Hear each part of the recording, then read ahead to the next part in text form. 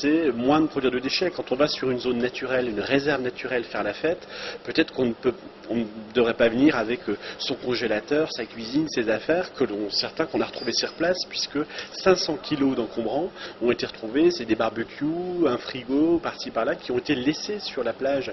Donc ça, c'est quelque chose qui ne peut que nous interpeller et nous dire qu'il y a du chemin à parcourir. La vraie question aujourd'hui, c'est de se dire, c'est quoi profiter d'un endroit naturel, d'une richesse de la biodiversité, de profiter des étoiles, de profiter d'un coucher de soleil, de profiter d'un bain de minuit. Est-ce que c'est avec des nuisances? Est-ce que c'est avec des groupes électrogènes? Est-ce que c'est en venant avec des produits qui vont créer beaucoup de déchets? Est-ce que c'est en venant avec des, je sais pas moi, des assiettes jetables ou plutôt des choses que l'on ramène à la maison, qu'on fera tant pis, on fera la vaisselle à la maison? Mais est-ce qu'il n'y a pas des comportements, une autre façon de faire la fête aujourd'hui, tout en gardant la tradition du pique-nique, de notre pique-nique réunionnais, de nos valeurs? Peut-être qu'aujourd'hui, il y a une autre façon de faire la fête. Donc c'est ça, écologiser les pratiques, c'est de dire, on vient sur le littoral, on a une chance extraordinaire, reconnue partout dans le monde, de pouvoir faire la fête sur un lieu qui est comme ça au bord du lagon.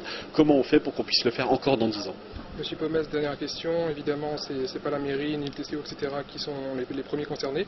Mais malgré tout, on se rend compte que l'autorité publique éponge, entre guillemets, les dégâts causés, entre autres, par les organisateurs privés, les bars, les discothèques du coin. Mais c'est ça partout. Je veux dire, nous accompagnons aujourd'hui la société de consommation. Je veux dire, nous, le TCO, les pouvoirs publics, nous collectons les déchets. On le fait important. Mais aujourd'hui, les privés doivent prendre leurs responsabilités. Quand le supermarché, vous allez devoir déballer vos suremballages, tout ça en le laissant sur place. Lorsque aujourd'hui le club tourisme a pris son initiative en disant nous ne pouvons pas ignorer ce qui se passe, j'espère bien que l'année prochaine les discothèques accepteront qu'il y ait aussi des bornes à verre à côté des discothèques qui jouent le jeu, qui puissent s'engager dans une charte citoyenne, éco-citoyenne. Donc oui, je crois que le privé a besoin de jouer le jeu aux côtés du public, on a besoin les uns et des autres et on ne pourra rien faire d'ailleurs sans la participation de la population.